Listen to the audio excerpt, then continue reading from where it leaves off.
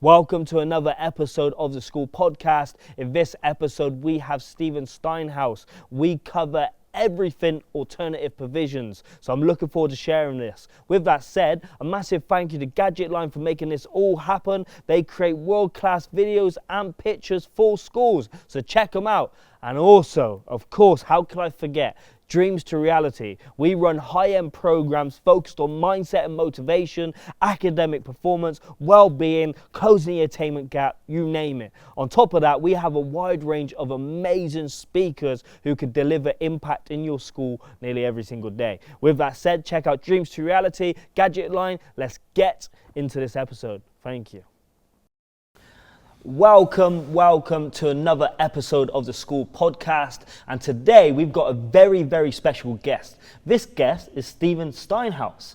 You don't know this until I sent you a message on LinkedIn, but I've been watching your stuff for a long time, especially the amazing work that you're doing in alternative provisions in Birmingham. Or is Solihull Birmingham? There's a bit... Solihull. Well, originally Solihull, yeah. Okay, yeah. But quickly, for everybody at home who doesn't know who you are, can you tell us what you do? What is it, what are you involved in? Well, I'm, first of all, thanks for having me here. I love the M1, favorite road. We founded, so I'm the co-founder of an alternative provision which was at the time a free school and then became a multi-academy trust in Solihull. We opened in April 2018 with 2/3 of a building and 31 students. 15 odd staff. We now, as of 3 weeks ago today, are 3 academies, 5 sites with 2 more under construction, over 200 odd members of staff, over 300, pushing 400 students across those sites. And it was all, I guess the catalyst for all of it was Solihull, leafy Solihull, highest per capita income in the West Midlands, was in, 2014, 2015, they were breaking records for kicking kids out of school. That's the easiest way. I know that's kind of flippant. It doesn't tell the whole story. But given what we know in this country about what that means to life chances for young people, but also what it means in terms of life expectancy in some cases, a couple of heads and the local authority got together and said we need to do something about this, put in a successful application for a free school. And then I was appointed and started in April 17. So this whole thing, it sounds a bit mafia, this thing is still in its infancy and continues to grow. And the way we look at it is alternative provision, which includes pupil referral units in our trust, it's social justice and it's curriculum intervention. So first and foremost, it is about changing the future one student at a time. You mentioned curriculum. How so? What type of curriculum do you offer in your building? Well, it's quite, there's a plasticity to it in that we are not bound by the conventions that and the league table sort of ramifications that mainstream schools have to follow in terms of Progress 8 and in old money EBAC and all those sorts of things. So we, as best we can, build a needs-based curriculum and a futures curriculum. In fact, Coventry Academy refers to their curriculum pathway as futures, which is just brilliant, because what is it that this cohort needs to get to that next level? And the thing we talk about with the whole project is that it started with talking to students who were on the verge of permanent exclusion or had been permanently excluded or were disengaging from the mainstream curriculum. The first meetings that I had when I was putting this together, they were with senior leaders to a certain extent, but part of that was talking about the students who are not making it and not getting the opportunities or taking advantage of the opportunities to build the future in the mainstream curriculum. So we were able to start focusing on, okay, what are the needs that are not being met in the mainstream? You know, because otherwise, yeah, you're going to alternative provision, it's smaller. That might, for X number of students, that might be good enough. But actually, if it didn't work in mainstream, why in hell would it work? Yeah, so what is a needs-based curriculum? What does that mean? Well, it's not just, it's an the catchphrase recently would be an adaptive curriculum. Okay. But it is, okay, so you've been referred into our trust, or you've been permanently excluded from your mainstream school. Is it just always behavior, or is there other aspects? The standard view is that it's about behavior. Okay. We say it's about need. Okay. And that behavior might be flight. That might not be sort of disruption. That might be avoidance and you know, emotional based issues. Those behaviors, more often than not, are based on needs that aren't being met in the way that they could be. But also, a need is, I have a dream. I want to do this. Now, just because I'm a persistently disruptive student in my mainstream school, it doesn't mean I don't have goals and desires and skills and dreams. So when a student is referred, if you were to come to us in your first meeting with anybody, at first contact with the trust, most of our students are assuming we're going to say, what did you do wrong to get here? How did you screw up? You know, and what we say is, and I say this all the time, and people think I'm joking, but what do you want?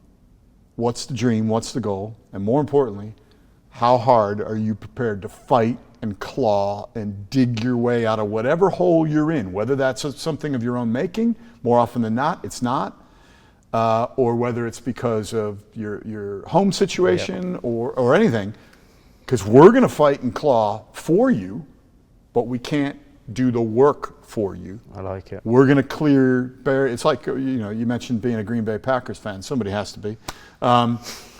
You know, in American football, what you do, what you can't do over here in rugby, is there are guys, usually guys my size and bigger, who knock people out of the way. They clear the way. They remove the blockages.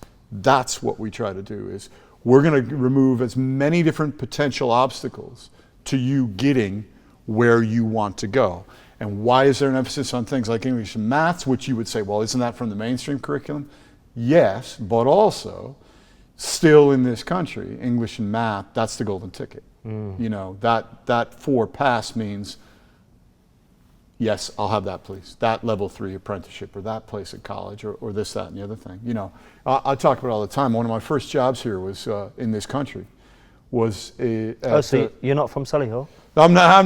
Oh, wow. Where are you from? And I don't even pronounce it. I don't pronounce Solihull or Coventry appropriatry. Coventry? So I'm originally from Chicago, but when one of my first jobs here was head of a part of the performing arts team at Stratford-upon-Avon College. Okay. And one of the first year group that finished their qualification under me, there was a student then who to this day has not achieved his lifelong ambition because he couldn't get a C in maths. Wow. He wanted to be a firefighter. And that stuck with me, and I was like, man, okay. Now you pitch that to a young person, and say, right, you know, a couple of years ago, this kid's walking the corridors and he says, hey, how you doing, Steinhaus? You know, he didn't say it like that because he's not from Brooklyn, but he says, how you doing? And I said, I'll say his name was Ryan. It's Ryan, aren't you supposed to be in English? Yeah, well, how come you're not going to English?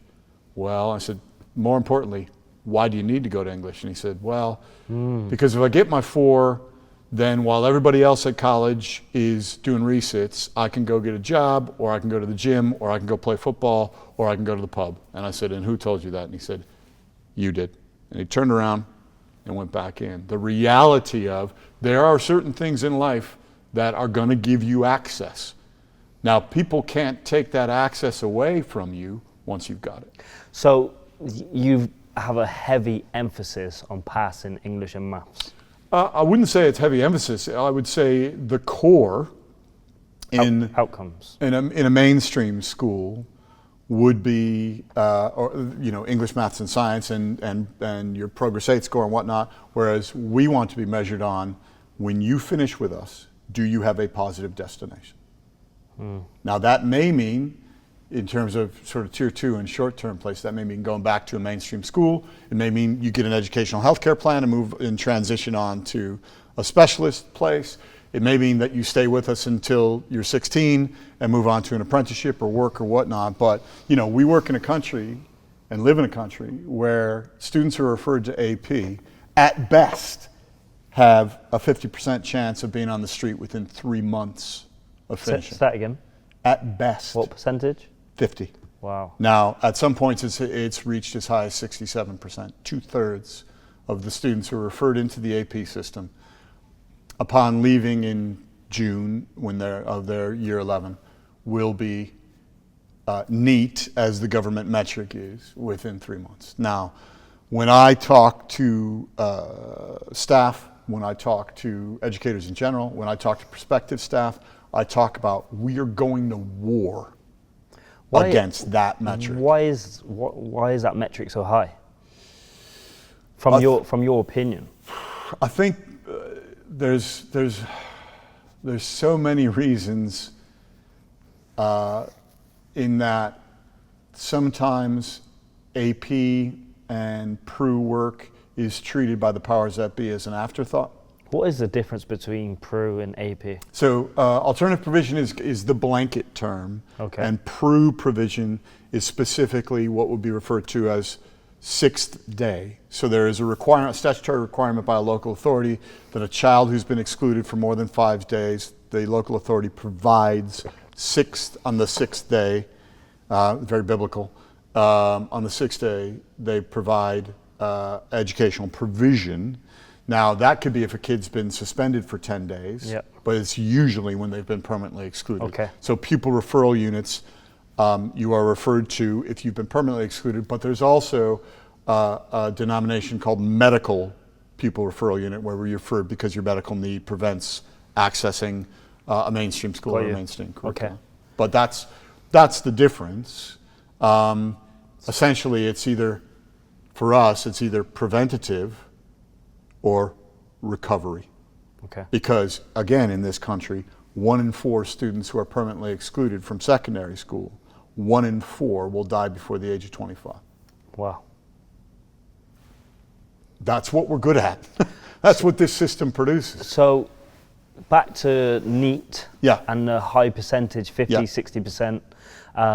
Why is that the case? I think there's a few things in that when alternative provision is done badly, I should have said that when I said that in the first place. It is an afterthought, it's an add-on, it's whatever's left over in terms of resource, in terms of budget, in terms of venue, in terms of staffing. When it's done well, yeah. and more, it is being done well. It is part of a larger whole. It feeds into and is fed by the educational ecosystem, and is not just they can be out of sight, out of mind, and go there. If it's an afterthought, that's not an intervention. Yeah. Because there is no doubt there's a lot of people getting rich and they're not focused on outcomes at all, creating and making their own alternative provisions, whether it's mentoring companies or whether it's not being Ofsted registered and just having children in their building, but kind of out of sight, out of mind. I've been to some of these places and they're collecting money from the schools, but the students are getting absolutely no outcomes whatsoever. I do believe that will start to improve, and those places will start to be probably removed from the system. But is that something you've seen? Is that something that you've witnessed? Yeah, what's your experience with that? Yeah, particularly, when I was in the belly of the mainstream beast, I ran point on referrals into alternative provision. Okay. In my last mainstream job. And some of the local authorities that we're working with, where you have this kind of patchwork quilt of providers, and there isn't anything joined up, and as you say, those providers can set their fees however they wish to. Some local authorities are much better at quality assuring that provision than others. And when this country and this educational system is at its worst, is when a vulnerable child is, I'll give you a fact here in a second that floored me when I heard it, but it makes sense actually. When a vulnerable child is a cell on a spreadsheet. They're in the red, they don't have a provision. Oh, well, now we've got a provision. That's green. Job done. Is that the appropriate provision for that child? Is that going to change the child's future? Not my problem. My problem is they now have provision, so they're in the green. And one of the interesting things, the learning curve for me has been my experience of AP prior to setting up this trust was from the mainstream perspective. Now I worked in PRUs and on-site extended learning centers and things like that, but it was as a mainstream as a suit, you know. And when we started working on the free school and started looking at the funding aspects, because increasingly in this country, commissioning is dictating curriculum, both in a good way and a bad way. But when a student is removed from the mainstream system, so if they're permanently excluded, or if they're singly registered with an alternative provider, even if they haven't been PX'd, the pupil-led funding that comes into the system for them is zero. So literally in the system, they are a placeholder. There's no unique reference number in terms of their funding or how that follows. It is a placeholder. And again, when we're rallying the troops about alternative provision, is that ought to make you angry. That ought to make you want to do something about it. That not necessarily make you want to go burn it down, but certainly there's Martin McDonagh is an Irish playwright, and he there's a line in one of his plays where a police officer says, "That's what wakes me up in the morning," but in a good way, in a motivational way. And stuff like that is what wakes me and a lot of the people who work in our trust. That's what wakes us up in the morning is, how can this be? How can this be? How can we be working in a system? How can we allow a system to exist that creates these sort of situations for our students? And I come from Chicago, and Chicago, the symbol of the city of Chicago is like a Y sort of shaped thing. You don't see it very often, but I never knew when I lived there, when I grew up there, I never knew what that was for. And it's because the Great Fire of Chicago in the 1800s would have been prevented if the river, Chicago River, flowed in a different direction. Wow. So they got a bunch of engineers together, locked the door, and said, nobody gets out till we figure this out. And they literally dug and constructed this mechanism, this trench and all these other things to change the flow of the river. So my view is, if you can change the flow of the river, we can change the flow of a student's destination, future, and life by looking at it and approaching it as alternative provision, as an opportunity, not a last chance saloon or the last disco or your only option. Now that may be the case. It may be that it is their only option, but we are duty bound if we choose to work in AP to go to war for these kids, to fight just as hard as they need somebody fighting for them. Now that's not to say that they're helpless, that's not to say that every child who's referred into AP is the same, that's not what I mean. But the system, the data, is stacked against a lot of our students. And the folks who come and work with in AP and with trusts like ourselves, that's a sacred thing. Isn't it? That's a calling. There's a lot of people, and I say it all the time, there's a lot of people who could be working with us, but they choose not to. And that's fine. That's great, because you got to want it. But if you're in, you're in. This is full on. I just want to take a quick moment to thank one of our school podcast sponsors, Access Education. The guys at Access Education are on a mission to give every school the freedom to put education first. And they do this by bringing all your software needs into one place. Whether it is financial management, HR, payroll, parent communication, or classroom content and assessments, they have you covered. They work with over 9,000 maintained schools, academies, MATs, and independent schools across the UK. On another note, I've personally worked with Access Education for a number of years. The team, the work they're doing is unbelievable. So hit all the links in the bio, check them out, and yeah, let's get back to this podcast. Why do you think APs across the country get a bad rap or get a bad name for themselves? Because, you know, you just have to look at the success that you have had. That's clearly, obviously, not the case. But why do you think that is? Yeah, from your experience, I think some of it's language. Okay. You know, I remember when we opened our first free school, walking, it's on an industrial estate, and walking around the estate, going and talking to people, handing out business cards saying, this is what's happening. If you got any questions, you know, get in touch. If you can help, get in touch. And people would say, oh, you're opening that, the unit. Yeah. You're opening the Borstal. You're opening the Naughty Lads School. And you're going, oh, it's like a Little Britain sketch. You know, it's like, what? But of course, that's how it's framed. And also, even the preventative places are used in a punitive way. If I'm sitting there with the Senko of my mainstream school, and he or she or they say, you better buck your ideas up or we're going to refer you to there. Why the hell would I want to go there? It's being used as a punishment rather than somebody saying, and an adult saying, this is not working for you. We've put everything in place, and I honestly believe if you could make it here, you would, but you can't. So we're going to find somewhere that can better meet your needs rather than if you don't toe our line, you're going to go. And increasingly, post-pandemic, those sorts of conversations are more and more necessary. There's more and more needs that are being unmet. And people think I'm bashing mainstream. I'm not bashing the mainstream. They're under the cosh as much as anybody. I actually think from what you're saying, you're doing the opposite. Thanks. You can tell a few people.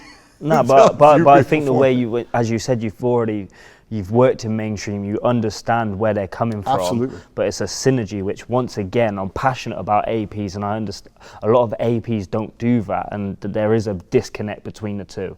For me, I'm just passionate about outcomes, whatever the outcomes are, especially getting English and maths. There's not everything, but they open up. You know, as you said, you can get an apprenticeship, you can do certain things. It makes the next 5 years of your life so much easier by getting your English and maths. And I'm really, really passionate about that. But just you talking, it's no secret why you've hit the level of success or the outcomes that you've produced in your schools. It's no secret. I think what I struggle with, and I just had the experience last week, is like sometimes mainstream schools do want a bit of a respite from some of these students, and they pay an absurd amount of money for like mentoring companies to come out and take the student to play golf or go bowling or whatever, and the mentors who the mentors who are taking them out, they're almost, their behavior is not where it needs to be. Their standards are low, they're swearing, they're vaping, they're doing all of these things. And it's like, what is the point of this? Is it just to get a bit of rest, or are we still trying to focus on getting these students the outcomes that they deserve? Yeah, the reason why our trust has had the success for our students that it's had is the strength of the team and the strength of the partners that work with that team. And I think one of the things... So let me ask you, sorry. Yeah. So who would provide your trust with the money? Is it local authorities, or do the schools, or is it a bit of both? Yeah, so the funding comes from, there's place funding, which is from the ESFA, which will cease to exist in T minus however many months when it is absorbed into the DFE. And the place funding, that makes it sound like it comes from the national government, but it's actually top sliced from the local authority high needs budget before it even arrives with the local authority. Okay. It's laundered in a drug den in Colombia, and then they send it to London, and then they send it back into the local authority as place funding. It's all clean and fresh. It's like Ozark. It all works, right? And that number, the amount per place, has been unchanged since I started. Okay. There's been no adjustment for inflation or anything like that. That is the same amount. Then, and what that is, ostensibly what's that supposed to do is allow capacity in the system so I can maintain staffing of my provision even though people haven't started permanently excluding kind of thing. So the numbers we're not full, but we're going to need to be full at some point kind of thing. It doesn't necessarily work like that in practice, in reality.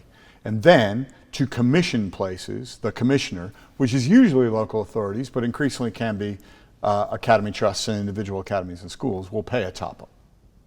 So there's two parts of that funding. So tell me if I'm completely wrong, because you don't do that. You're wrong. You're a Green Bay Packers fan. You're absolutely wrong. But is there, if you personally own a provision, this is where I don't feel like the outcomes come in, is where people would cut resources and take the money but not provide the outcomes, where you're talking about your staff and you're talking about your resources, you're talking about everything that you're doing to put back into ensuring that the students have somewhere to go when they walk out your gate for the final last time. Do you ever, is there a risk of just taking the money and not providing the resources? Well, first of all, not from us, because I'm not the owner. Okay. There is no profit. We are state funded and we are a state institution. Okay. That being said, are there other providers that may very well be doing that? And what's your thoughts on that, like, because it rattles me a little bit. It's not something I could stomach. I understand it, and I would lie to you if I don't sometimes look at the piece and go, if we just set up an alternative independent, I could retire next week. Well, you could. You know what I mean? Because we're working across local authorities in the combined authority, the combined West Midlands Authority. And everybody's got a different issue that sort of percolates. But everybody also has children missing in education. Children at the highest level of vulnerability, academically, socially, whatnot, who are missing in education, who have no educational provision or are not engaging with what they had, you know. So there is, unfortunately, that. Now, before I say that, there are independent providers out there who get it, who do excellent work, and who meet a need for cohorts of children, but also meet a need in the marketplace. That I totally stand by that. But there are some, as there always are, who are not getting it done in the way that the children need, and in the way that the children deserve, and in the way that you or I might see as equitable and moral, I guess. We don't have that issue in terms of the folks that we work with. Yeah, got you. Quite often, some of the additional alternative provision that we commission is expensive, but unfortunately for those providers, I'm from Chicago, so it damn well better be value for money. Yeah, got you. Right? Because otherwise, you know, we'll create it ourselves, or we'll have to go somewhere else, because we have to be. And that's the thing, you know. You've seen me out, my online presence and whatnot is. It's only recently where I started wearing a suit. It used to be, you know, combats and I like it. Massive things, and you know, steel toe boots and the trucker cap and whatever. And come on now, here we go, you know, that kind of thing. But now, actually, the game is about, for the most vulnerable students in our country, is making financially viable, sustainable provision that's going to last. And so, therefore, you don't get the kudos and the satisfaction of nailing a deal down with, this local authority that has had the presence of mind to see an issue looming and try to address it with our support. But that is going to ensure the future of our trust, whose core business is ensuring the future of our most vulnerable students. So there is such potential out there and so much good work out there that is sometimes, as you say, clouded by the work that isn't quite up to that level.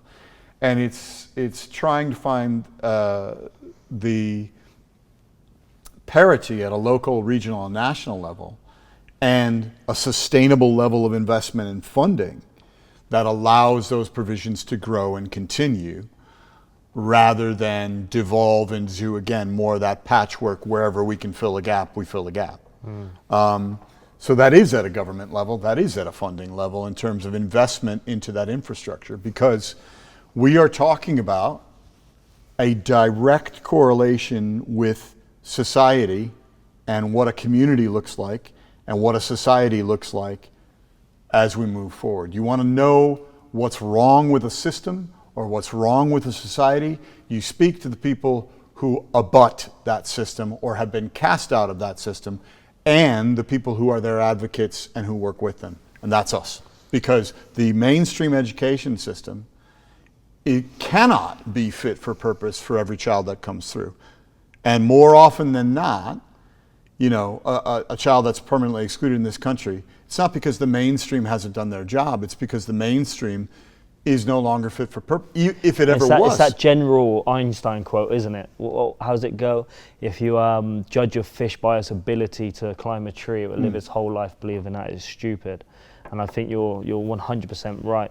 So, but that's an opportunity rather than just a bat to beat the education system. So I've always struggled in That's school, an opportunity. Yeah, for sure. And I think unless it is addressed, then the young person can go on having questions. And even like for myself, I always stayed in mainstream school, but I have dyslexia, I've got ADHD, and then I've always struggled in certain instances to fit in, and I think, why am I different? Why can't I do this? Why? And when I went to university, there was a massive gap between my background, where I've came from, but also my ability compared to everybody else. And I felt like a real outcast, I guess. But that went through a lot of certain things to get to university. But at the same time, it's about, there's an opportunity, I think, what you guys are providing to provide different outcomes for these young people, which mainstream schools might not be able to.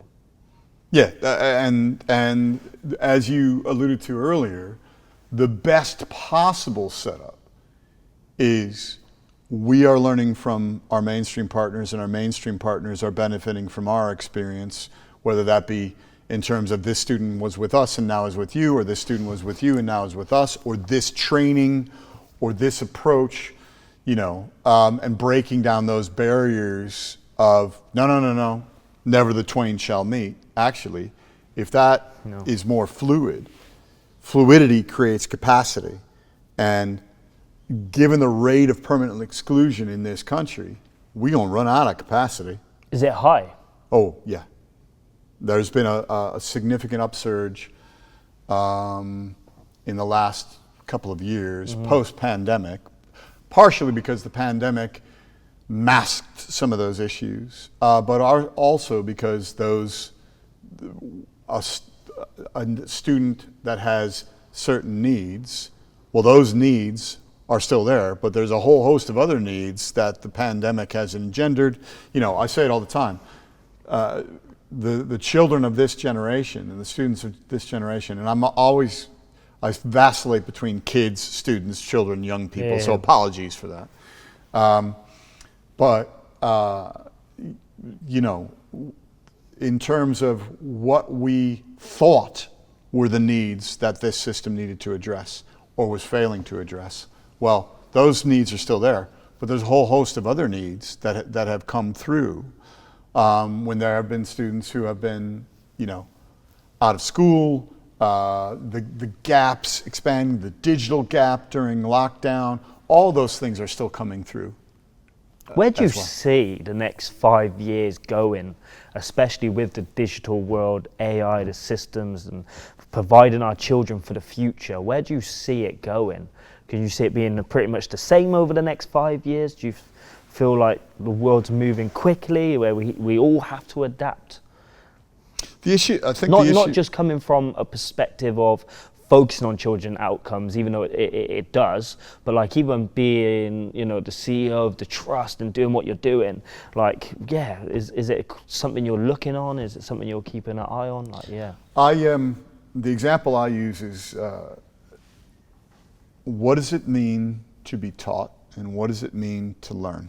Because what you think it means right now, it's changed already, hasn't it? And my eldest, he's a stubborn man, but he was in med school in France, and about halfway through lockdown, he just stopped going to lectures. I am not learning. He was able to make that decision and said, I am not learning. I can learn better this way, and I will. And completed med school, took his exams, got his residency, but he didn't learn in the traditional expected way. And what AI presents is an opportunity for exploitation and furthering the digital gap, but also from a philosophical standpoint is the opportunity to blow up what that means in terms of teaching, in terms of learning, in terms of progress, in terms of school. Does school have to be bricks and mortar? As more and more children opt out, as more and more parents and carers opt out of the bricks and mortar system, and actually the changing, and it's not just in the state system, because with the new government, the changes in the private and independent sector. So what an opportunity we have to redefine what education and teaching and learning, not what it means, what it can be. Mm. And so I said it earlier, that I'm a huge fan of, here's the issue. For example, in Solihull, we are on the sharp end because we run 6-day provision. We see what issues are bubbling to the surface in terms of needs that aren't being met, in terms of cohorts of students who are not succeeding, and who are falling afoul of the mainstream system and being cast out of it. And so I have been banging on since July 23, formally banging on, about that what's coming are students who are on the continuum of potentially needing an educational health care plan, or are already in receipt of an educational health care plan, who are being permanently excluded. And if the system is at capacity, they're then on a waiting list for 6-day provision. They don't even have a school to go to. No. Right? Now, if we are prepared to accept that, then on our heads be it what this society becomes. You want to talk about vulnerability. A student who has that level of need, has been permanently excluded, is not in school, et cetera, X, Y, and Z, and then the crossover Venn diagram of social care needs and all, and free school meals and all those things coming to bear on this child. And so what I've said is, it's got to be like Kingsman, where the Colin Firth character, the guy insults him and he locks the door and says, "Manners maketh the man." We need that manners maketh the man moment happening in local authorities and systems all across this country, where we say, this is the issue. These are the kids that we collectively are failing. We're locking the door and nobody leaves. Nobody leaves. We put everything on the table except you can't say no. And nobody leaves until we collectively, whether that be specialist providers or AP providers or the SEND team for the local authority, or inclusion officers or admissions, doesn't matter who you are, everybody's voice is heard, parents and carers, whatever. No one leaves until this is sorted. Because until this is sorted, this system will continue to fail those who need it to help them the most. And Wow. when we do that, you know, it's like in our trust, we have taken permanent exclusion off the table. That's not an option. So if a child is referred to us and is part of our trust, and we get to the point of permanent exclusion, well, we better not have gotten to that point. We better have found a solution before that. You'd be amazed. And what would the solution look like? Early referral to a different provision that we would then provide and sort. Hybrid timetables. We've piloted early apprenticeships. You know, you notice that quite often I'm saying about curriculum. Rather than the sanction for that, what else is possible in terms of addressing what you need, but also what you need to get to where you're going. And you take something off the table and you'd be amazed how then the ideas start coming, right? And it's getting those stakeholders around the table and saying... Is there definitely a need for that in mainstream schools though?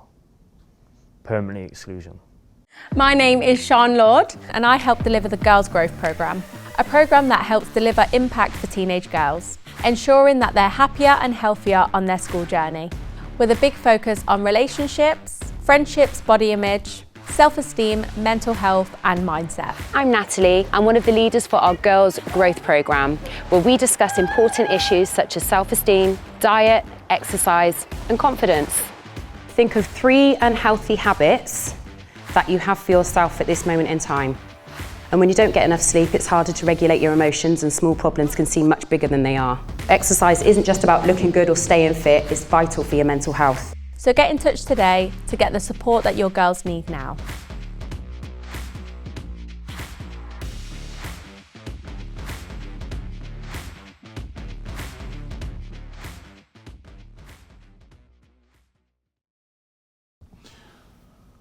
I will defend the right of mainstream colleagues to permanent exclude. I had a brilliant discussion with, we're doing some work in Warwickshire. I had a brilliant discussion with a assistant head teacher at one of our Warwickshire secondary partners who we just started to work with.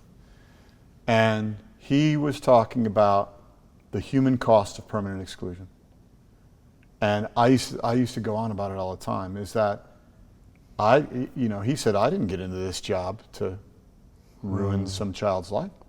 Because even the statistics from permanent exclusion to like the prison system and stuff like that is very... Absolutely. And he said, so if I'm going to make that choice, I know it's going to take part of my soul. I know it's going to take a piece, a chunk of every single member of my team who's been working with that student and who has to then work on the paperwork and do whatever. The governors who are going to be part of that panel and all these things. So if I'm making that move, I've got to make sure of 2 things. And I couldn't have put it better myself. He said, I've got to make sure that we honestly have done everything that we can. Yes. Not, oh, we've done everything we can to meet need. No, we've honestly gone through not just the sanctions, not just the consequences, not just the punishments, but the interventions, the responses, the preemptive responses, the evasive maneuvers of the Black Hawk helicopter. We're going down, we're going down. What else can we do to come back and start flying again? If I can say with hand on heart and a complete and transparent honesty that we've done all of that, and I know that where that child is going to go, if they are permanently excluded, gives them a fighting chance. Yep. Maybe then I'm not ever going to be happy about it, but maybe I can sleep a little bit more. But then it could also be an opportunity for that young person. Absolutely. Like you said. What I can't abide and what he was talking about is if it's just we don't have anything else we can PX and there isn't a financial penalty and there isn't enough. Pardon? Do you say there isn't enough financial penalty or there is? But it varies from local authority to local authority. Okay. If it's just losing whatever's left in the year of the student's pupil-led funding, is that a gut shot? Yeah, but that's not a catastrophic cost. And it certainly doesn't then fund, as you say, whatever provision comes in to take its place. That's, that's here. But if we could get mainstream to that point of, it's a ridiculous. I should do a TED talk on ethical permanent exclusion or moral permanent exclusion. But if we've gotten to that point, in the first instance, okay, then I will defend your right to permanently exclude. What I'd like to get the system to is actually, I know that eventually we're going to have to permanently exclude this child, so let's put a curriculum intervention in now. Let's, we had a student a couple years ago that was permanently excluded, and that we got the paperwork, and this was a child who was holding something for another child because this child just moved into area, didn't know anybody, and this other child said, I'll be your friend if you hold on to this for me, and got busted with it. Had been in school 2 weeks, right? Now, the school has a zero tolerance policy. I'm not arguing with the school that the school doesn't say, okay, I have to permanently exclude. But what we did argue for is this is not a child that needs to come to our 6-day provision. We can find appropriate provision right now. Let's go. And we work in a country where there are still some colleagues in the system, whether that be mainstream or local authority, whatnot, who will refer to a permanently excluded child as serving their time, as you said before. So permanent exclusion. Now, the data tells us that permanent exclusion absolutely can be an access point to the penal system and end up in prison. But when an educator thinks of it as such, we've got problems. What can be done about load disruption, though, or particular school rules like students wearing trainers in mainstream when they know they're not supposed to be, but like rules are really important in some dynamics, but what are you supposed to do? So there's a school I work in, and one of the students just constantly wears his trainers. He's the only one who wears the trainers, and the school's at a bit of a bit lost with it really, because he's not causing a huge amount of trouble wearing the trainers, but it's kind of his way of being in control and doing what he wants. Like, how would you handle that? How would you deal with that type of thing? Well, I can give you the answer I give you now, which is that worries me. Yeah. My 4-year-old. Why does that worry you? Well, I'll tell you, because my 4-year-old just started school. This summer we were going to get his school shoes, and because he's got feet like mine, like Fred Flintstone, we had to go get his shoes sized, right? Very middle class, but we'll leave that up. Clarks. No, worse. But anyway, he comes running out of the house and he's like, Daddy, we gotta go. And I said, yeah, no, we're going. He's like, no, we gotta go right now. I said, why? And he said, because if I miss my appointment, I'm not gonna get school shoes. And if I don't get school shoes, my teacher's gonna have a go at me.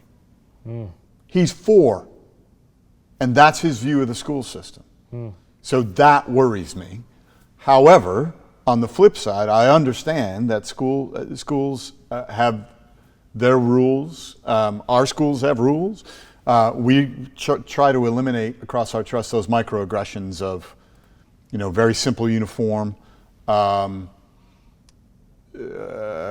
phones, homework, all those things are handled through the system rather than tuck in your shirt, do up that tie. I know, I'm so divided by it though, because I agree with everything you're saying, but in most jobs you've got rules. Oh, I know. So I'm so divided because I'm on one end I see exactly what you're saying, because you can't just exclude somebody for wearing trainers, but then where does this lead? What's the outcome long term? I think on the flip side, yes, they've got a lot going on at home, but at what point do you implement high standards and high expectations? Because they're always going to have trouble at home, and the best thing they can do is be in school. So you don't want to remove them because of their trainers, but they need to be in school to get the outcomes. But I don't know. No, I'm right there with you, because I don't know what the answer is, because it's uniform, it's shoes, it's haircuts, it's I don't know, piercings, tattoos, whatever. Half of me is like, amen, brother, let's go. Look how you want to look as long as you're here, and contributing and engaging, let's go. Because them just showing up is a The other- win yeah. compared to, But say, the other 2 half years is the ago. reality of the situation, and that's where, as a trust, when we talk about certain situations, and when we have like a restorative conversation about an issue, we will always refer to, well, when you're not here, when you're out in the real world, here's how it is, kid. 'Cause you can't And sit in class therefore, with you your need to hood up, start yeah. understanding that. You know, you can't just come walking in. I mean, I had quite a lengthy discussion about what do I wear today? Do I wear a suit? Do I wear, a hoodie?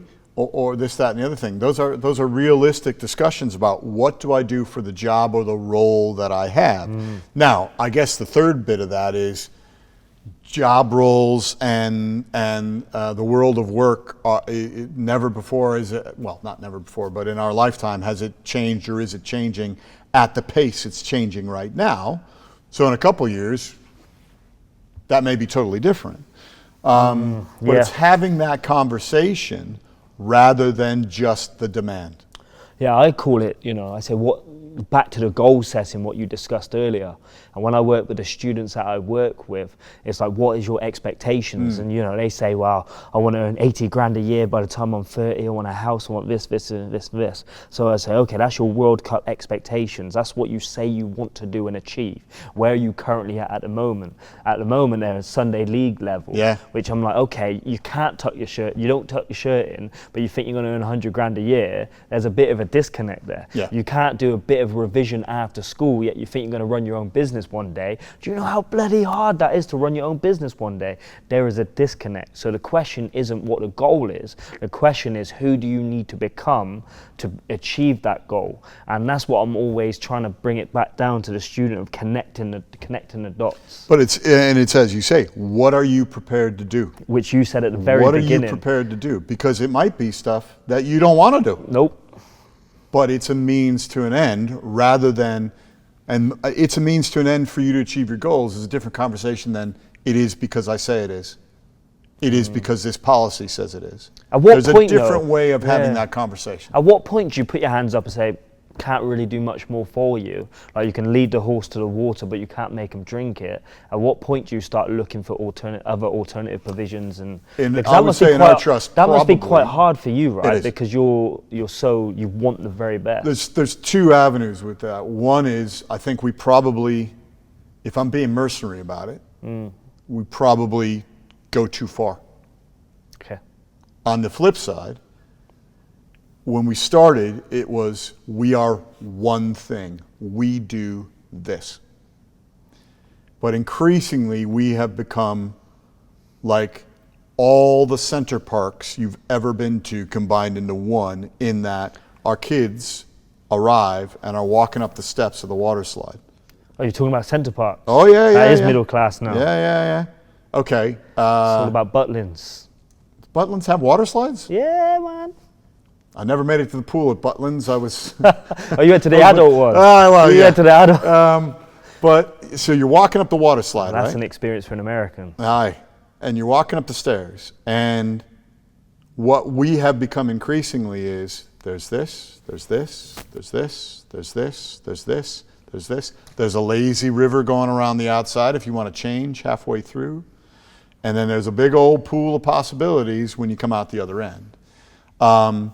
And so all of our innovation, as it were, in terms of curriculum, if like from our main site, the orbital provision that we've created, or the Mercury SEMH provision that we've opened, or on our Dalesford Academy, the nurture provision that they've put in place. At Coventry Academy, who's just reopened as a converter with their 3, 4, 5 different curriculum pathways. It's because, well, there isn't anything out there. But that's okay, because we are still at the point and the size where we can innovate at pace in year as it happens to say, okay, we are not meeting the needs of this child. What can we do differently? What can we create differently because if there's one child who's struggling, there's going to be more coming through. So if there was a magic wand You could change anything in education, what would it be? Well, I would say funding. Funding. Yeah, fund education like it's the American military. They seem to find money all the time. Yeah, or fund education like your wife sits on the board of directors of who you're buying PPE from. Where'd that money come from? Because it didn't go into my school, it didn't go into my trust, it didn't help any of our students. So that is the magic one. Funding. Now, you know, I am being facetious, but I'm not being facetious. If we invested in our most vulnerable children the way we choose to invest, or the government sometimes has chosen to invest in, if I was being polite, I would say folly. If I was being impolite, I would not be able to say it on YouTube because my wife would not be happy with the words I chose. How seriously are we as a society and a government willing to fight and scrap and claw for these kids? And that means putting your money where your mouth is, because increasingly people are going to have to turn to the private sector. That's just going to further that educational divide. But it also means that perhaps as a system leader, as a CEO, that I need to be looking at the private sector in terms of how can we access some of their input, some of their resource, some of their sponsorship and things like that in order to provide what could be provided. You know, as I say, if you look at that £10,000 place funding in AP, that's been the same since day dot, and we've been around now for almost 7 years. Wow. So even just with inflation, 10,000, you know, even if it's, well, let's say 1.5% every year, that's not an insignificant amount of money if we're talking about 400 odd students.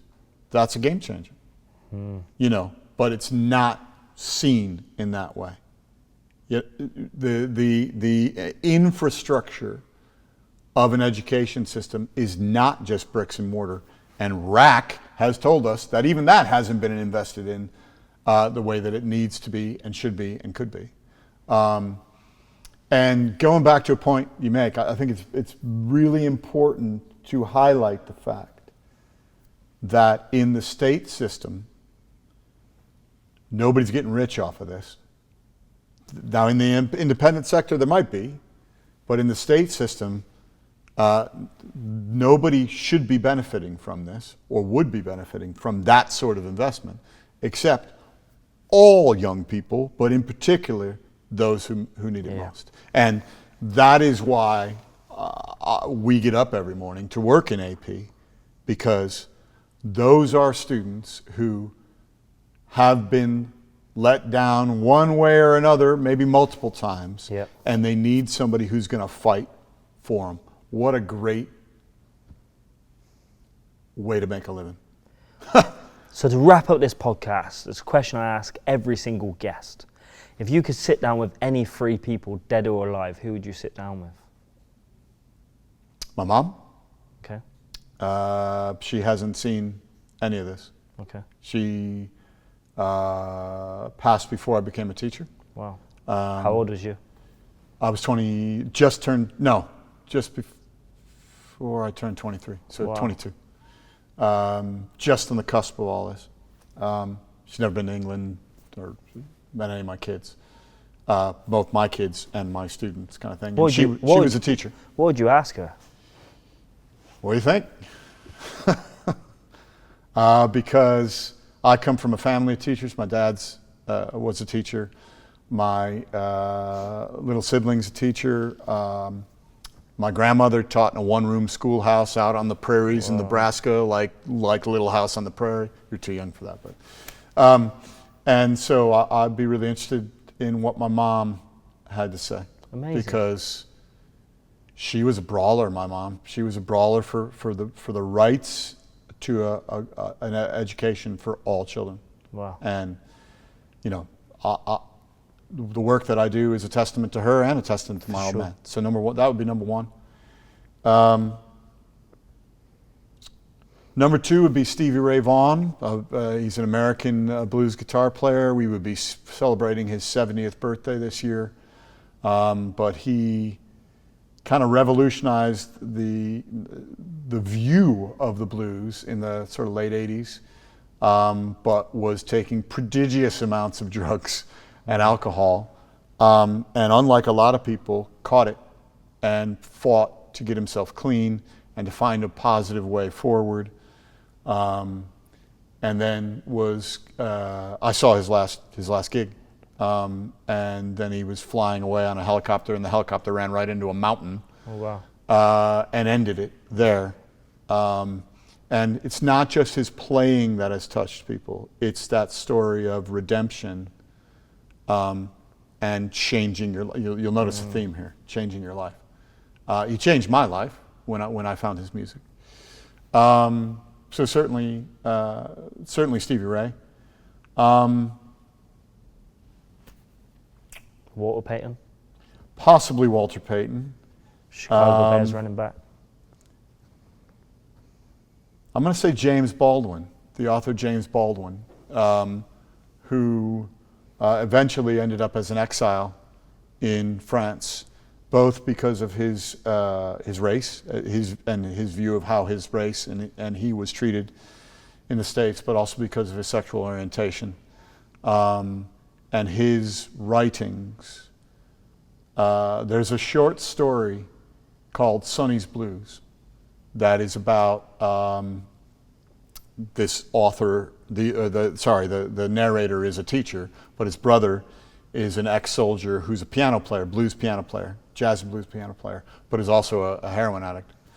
And his description of the power of music and the power of creation in the latter part of that short story, I've been chasing that since I read it.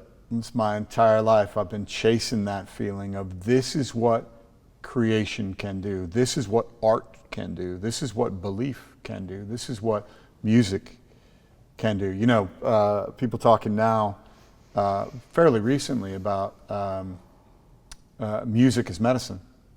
James Baldwin was talking about that in the 50s. Yeah. So much of his work, despite the fact that I'm a suburban white guy who grew up in the 70s and 80s, so much of his work has meant so much to me, and connects to so many other things, because the only reason I know James Baldwin, watch this, you're going to be impressed by how I draw this back to what we've been talking about. When I was in year 4, 3rd grade, year 4, I had a real problem with anger and temper. And we were standing in the queue for the water fountain, and somebody dead-legged me, kicked me in the back of the knee, and I thought it was the kid behind me, and I grabbed him by the head and smashed his head off the wall and knocked him out. Oh, wow. At that age. And my teacher at the time was like, what the hell are we going to do with this crazy kid, right, kind of thing? And I ended up in the principal's office with Dr. Joseph Patricelli. Hey, Patricelli, who was a principal of my primary school. And you know what he did? You know how he responded to that? Now, he should have, by rights, I should have been gone. Gone. Never heard from again. Created a curriculum for me. Curriculum intervention. He created a bespoke literary curriculum for me to follow. And he started with the poetry of the Harlem Renaissance in the 1930s and the wider literature of the African American civil rights struggle. And he said, I don't know why, but I think you need to read this. Wow. I think you need to see this. And he changed my life. He kept me in school. He gave me a moral compass that I did not have. And he gave me an opportunity that I probably didn't deserve, given what I did to that kid's head. He's okay, by the way. We're Facebook friends. That's now. what I mean. And I'll tell you what, I was back in 2007 because I'm also a musician, my side hustle. And I was on tour with a band in the States, and we played my old primary school, and we and he wasn't there. He'd retired and was very unwell. And then that night, we played my old middle school. And Cam, in a wheelchair, in the throes of what he was dealing with, his daughter brought him to the gig. Wow. And I got to tell him that. That's I got to amazing. tell him what he did for me. That's amazing. And his... Not the kid you smashed the head into. No, no. Did- although did- he dropped me a message. Okay. But I, you know, the Just had to spirits clarify. of that. You don't know when you work. You know this when you work with kids. You're sending messages out into space. You don't know if anybody's hearing them. Yeah, it's you don't know true. if they're going to land. You don't know if they understand it. You don't know if they appreciate it. But those moments means that life is worth living, and these kids are worth fighting for, because you can change the future. And I think about it every time I drive to any of our provisions in our trust, because where we are, I will drive for a half an hour and we'll go through 12 years of life expectancy, depending on where we are. Wow. And you think, you know, this is hard. This is hard, but I'm so privileged to be able to fight and to come back and fight another day.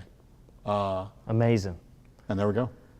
So where can people find you, what you do, your work? Yeah, where can people find you? The acronym is SAPMAT, Solihull Alternative Provision Multi-Academy Trust. I'm on LinkedIn for my sins. But if you go to sapmat.org, that's the trust website, and that lists. But also all your the- stuff on LinkedIn is really good as well. Oh, thanks. I do feel like you should share more. I feel like you've got a lot of value to provide. If I had the time, I'm going to share the hell out of this when Yeah, this. so you should. When this comes I've sat down with the best looking podcaster ever. His name's Cameron Parker. But that's the probably the easiest way is LinkedIn or through the website. I speak at a lot of really, yeah. I speak at a lot of conferences.